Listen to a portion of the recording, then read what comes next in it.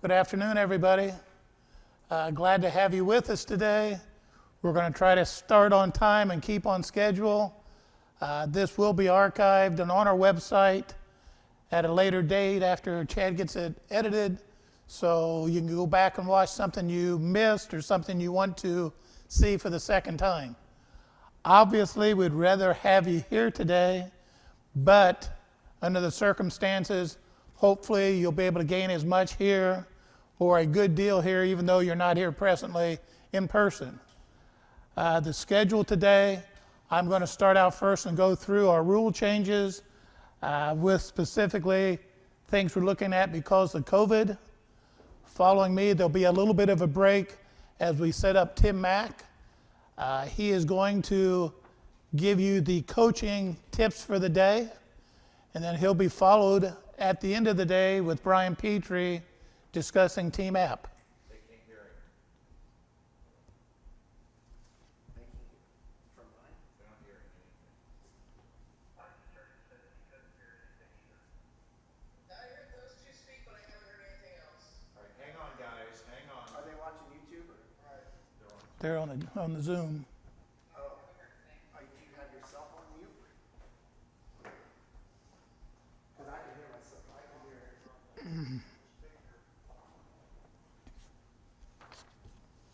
Now, are you guys on now? Understand as we're getting this set up, we may have some technical difficulties that we have to work through.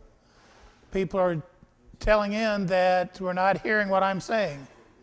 So we got a couple of our technicians working on it right now, see if we can get this set up for you. So I'm going to keep talking as they're working to see if we can remedy the situation. So as you guys listen to me, let me know if you can hear what I'm saying now. You've responded to chat. Okay, we good now? All right. Let's try again, everybody. Welcome. Glad to have you with us today. We would rather have you with us here in person, but under the circumstances, hopefully we can make this go and you can all get something from it. As you have already experienced, being new at this, there may be some technical difficulties that we have to work throughout the day. So either chat, you can unmute yourself and talk to Scott, let him know, or use the chat bar there and just type in what your question is. Chad already found out that if you were trying to view online, the key online on our website wasn't working, so I sent out an email just a little bit ago, forwarded his information. You can click on that box and view it that way. We would like to ask that you keep your mute button turned on unless you are speaking. Everybody has their computer unmuted. There's a lot of background noise and causes a lot of issues. So keep it muted unless you are speaking. You can unmute it at that time. Our schedule for the day, I'm going to start out, go over the rule changes for this year, specifically or particularly on the COVID-19 rules, restrictions, policies. I'm going to be followed by Tim Mack. Tim will be our coach for the day, giving you some slides, some videos, some information. You saw on the flyer we sent out points that he's going to cover. Again, throughout his presentation, if you have questions, you'll put them in. He'll address them at that time. We're going to end the day with Brian Petrie. We'll be talking about the Team App and how to use that. Again, we want to get everybody on that this year. So with the time you've had to download the app, with Brian's instructions, hopefully we can get more on using it. We think it's going to be a great tool, not only for us, but for you. All that being said, let's go ahead and move into the presentation. Scott, you can see me up there all right? The rule changes. You can see these are changes that I've got down according or due to the COVID. We're going to allow rule modifications for you to work with your area health boards, with your area schools, and with your local bowling centers. You're going to need to follow their guidelines We're not going to have a blanket set of rules for the whole state. It just won't work that way. You can set your conference rule according to the strictest center, the strictest policy, and no matter where you go, you follow that policy, or you can set it center to center what they have to follow. But in either case, this is going to be up to the coordinator speaking with you coaches, letting the coaches know each week what your specifications are, what needs to do. Your practices and matches this year are largely going to revolve around the center's schedule. They may not be able to put out as many lanes as what they have in the past. They may have their regular league schedule having to be spread out, so you may have to look and work with him closer on what their lane availability might be.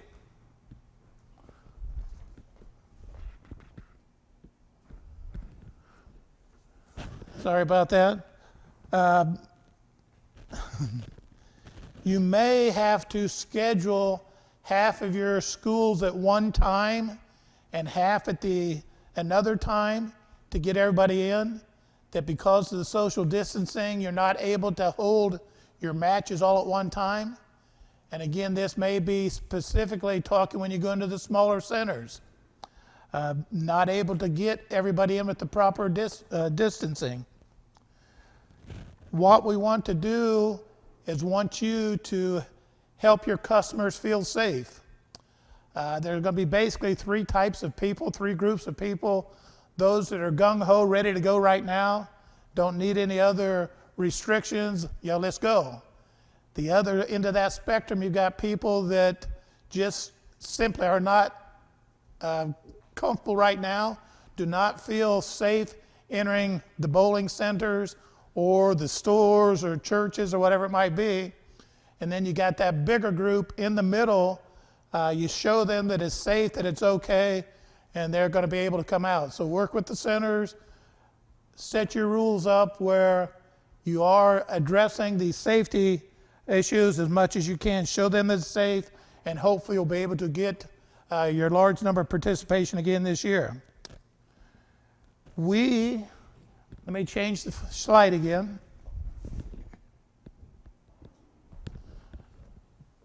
We recommend, if you have to have schools that are not able to field teams because of the COVID virus, that you don't issue a forfeit for them. Would rather that following the ISHA guidelines that you issue a no contest. Either allow them to get back in and make the matches up when they can field a team, or if they're not able to field a team for that match because of your schedules, you declare a no contest. That being the case, if you end the season, schools not having the same number of matches, we would recommend that you go to a percentage of wins, determine your standings, instead of the number of matches won. We are not requiring the masks or the neck gaiters from the state level. But again, this will go back to what you have with your local health boards, your local centers, and follow their guidelines. I know the Northwest has set up rules for all three of the conferences up there. But again, from here, we're going to be broad enough that we cover, but under the unusual circumstances this year, allow you to set rules that are going to fit your conference.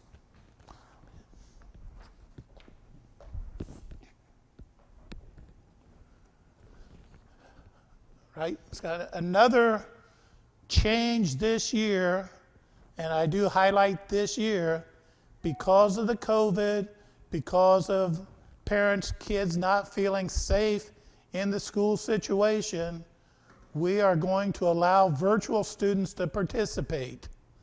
Now, this doesn't mean any random virtual training, but it is the virtual or e-learning classes that are tied with that school. And again, even though the school may have a policy of not in school, no extracurricular activities, we, IHSB, are going to allow that. So up to you coaches, whether you abide by the school or choose to let the kids bowl if they're in virtual training, virtual classes. I guess, again, it's a fine line call for you guys. If your schools have been readily involved and you feel you must follow their guidelines, if they're on the borderline, but I guess I would just recommend you don't want to do anything that's going to hurt your program next year in the long run. But for us, virtual training is allowed this year. We've attached 2 different files, and your conference coordinators have these, and hopefully that they have passed them on to you guys. But there's 3 sets of, and Scott, let me grab them.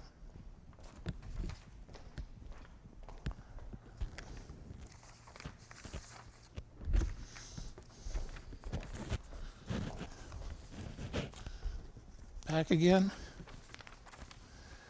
There are 3 sets on level 1 of restrictions. You're symptom-free, no extended direct contact with individuals who have tested positive. There's no social, just adhere to the social distancing guidelines. Level 2 is the self-monitor, whether you've had limited contact with an individual who has been tested positive, if you're living with someone who has the symptoms, or if a member of your team has been tested. You will be allowed to bowl, but closely monitor yourself for symptoms. Adhere to the standard social distancing. And then the level 3, asking for quarantine if you have received a positive COVID test, if you've been in direct contact with somebody who has received a positive test, if you're living with someone who's had a positive test, or if you're exhibiting symptoms. Not permitted to bowl till you're free of symptoms for 14 days or till you're able to come back with a negative COVID test. So again, coaches, coordinators, follow those guidelines.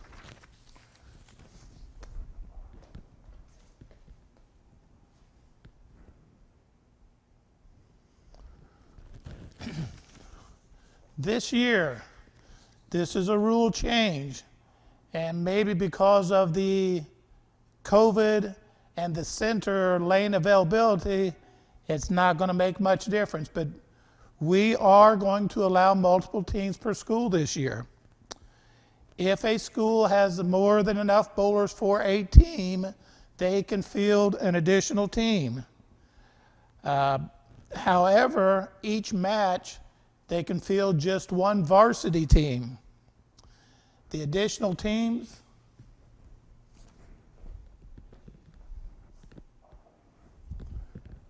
your additional teams will be able to bowl in lanes adjoining the varsity match. They will not be bowling against each other, but they'll draw an opponent from the varsity squad, and that's who they'll match scores up against. These scores count for nothing other than competition for these JV bowlers. Again, it's an opportunity to get more kids involved.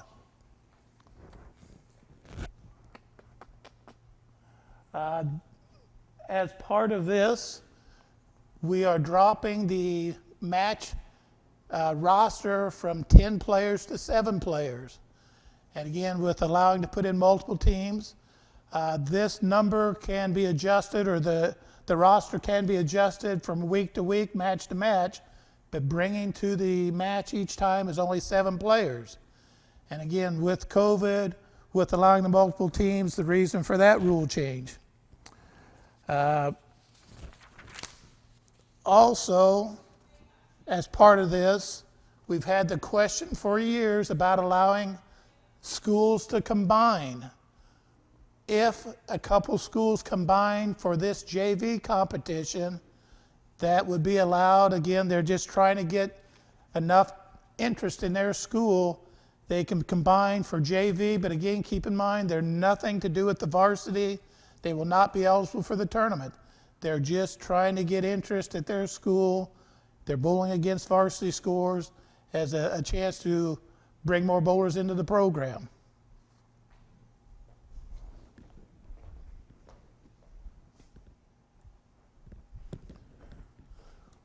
With that being said, every conference should have some sort of JV competition. whether it's using this new multiple team rule, whether in the past you have had enough competition or enough extra players for team competition modeling the varsity, or if you've had some sort of junior varsity competition.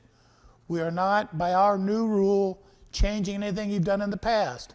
You can continue as you have done. If you've had nothing, hopefully you'll be able to get something up this year. Again, we hate to turn kids away. We want to get them involved. If this is the program to get them involved, keep them in bowling, we would like to do so. With that said, at the end of your JV competition, every conference should run some sort of a JV tournament. Again, if you have the numbers to run a varsity, a team tournament, do so. But I think in most cases around the state, it's some sort of a singles competition for these JV bowlers. As far as the rules on who is eligible, you will have to set the numbers of so many varsity games. They cannot bowl in the JV tournament, or maybe you're still allowed 10 singles for the sectional tournament. These extra players over the 10 that aren't bowling in the sectional are the ones that are able to bowl in your JV tournament.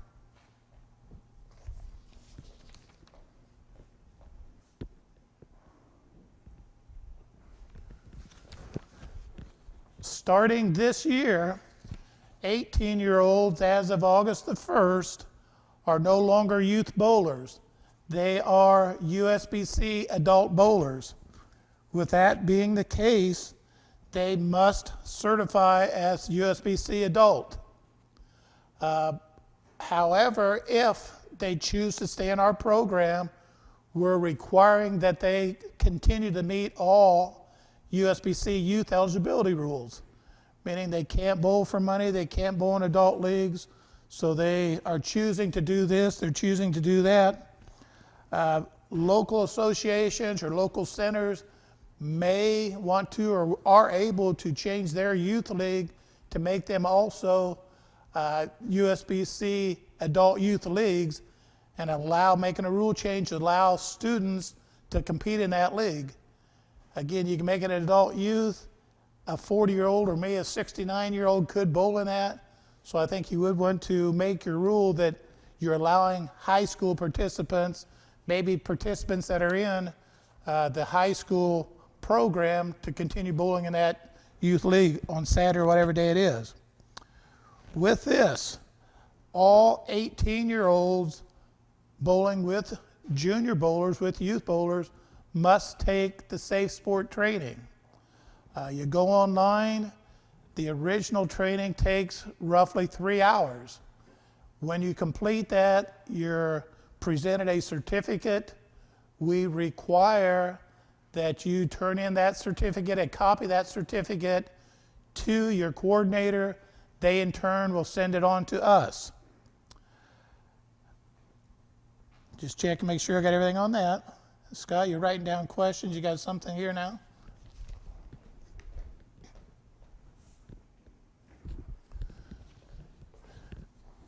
In addition to that, all bowlers that will be turning 18 before the end of our season, which this year is February the 27th, the All-State Tournament, everyone who is 18 or will be turning 18 must complete that SafeSport Training.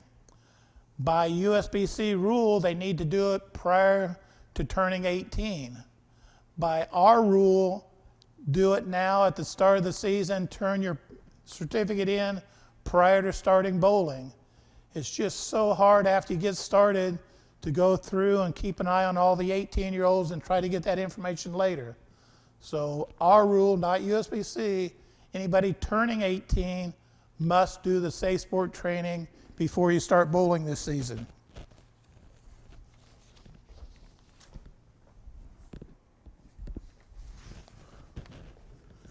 Turning to you coaches. All coaches must be USBC certified. This is not new this year, but just highlighting again this year. And in order to do that, if you're not bowling, obviously it doesn't make any difference. But in order to take the SafeSport Training and receive the RVP badge, you have to be a USBC member. And you say, why? Because I'm not bowling? Well, you're getting a discount to get these other programs because you're a USBC member, and we do require the other programs if you're going to coach. So you can get the basic certification. You don't have to get the standard league. But every year you must take either a new coach, the SafeSport Training, which again, the same thing as what the 18-year-olds are taking. Takes about 3 hours that first time. There's no cost for it. It's absolutely free.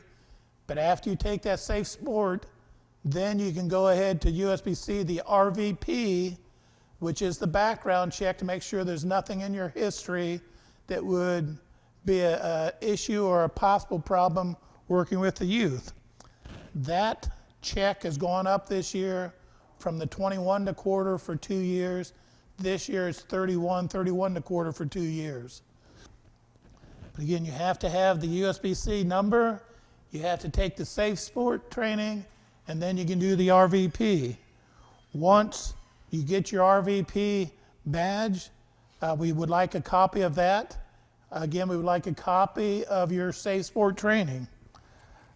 Shannon Kelly sent us his in, and I'm going to show that slide. This is what we would like you to do.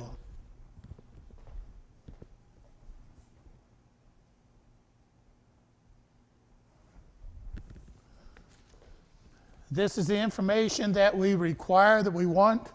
And you can see there on Shannon's, it's got his refresher course.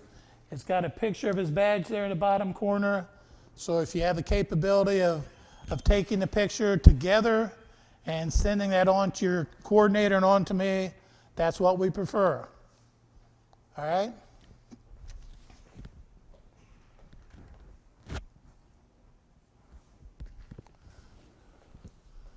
The final thing that I want to touch on, most of you know that in past years, when you don't use classic products for your team jersey, your team shirts, you've been required to fill out a permission form. Every school, every year, we got record of who's using our trademark logo. We've decided this year that that's a lot of additional paperwork, a lot of additional work that's really unnecessary. So starting here going forward, once your vendor gets our trademark logo, they are eligible, they're able to print team shirts this year and for the future.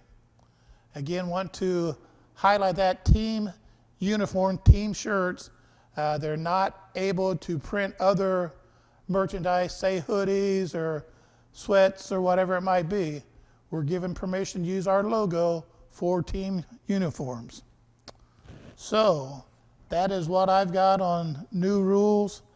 I would say to any coordinator that's on here today, we are going to have a Zoom call on Thursday evening at 7 o'clock Eastern, just touching base. You guys have had meetings, questions have come up, so if we all get online together, we can ask those questions, we can share information, we can answer those questions, so we're all on the same page going into this season. I've made a few year meetings, but not nearly like I have in the past. So Thursday night, I did send an email out this morning, but information will follow up how to get on that on Thursday. So that's what I've got. Scott, have you got questions to address, or anybody got a question that they want to propose to Scott, or Chad, are they able to type in on yours as well? Yeah. Okay, well, on the Zoom, if you got a question for Scott at this time to bring up, great. If not, Thursday night we can see that.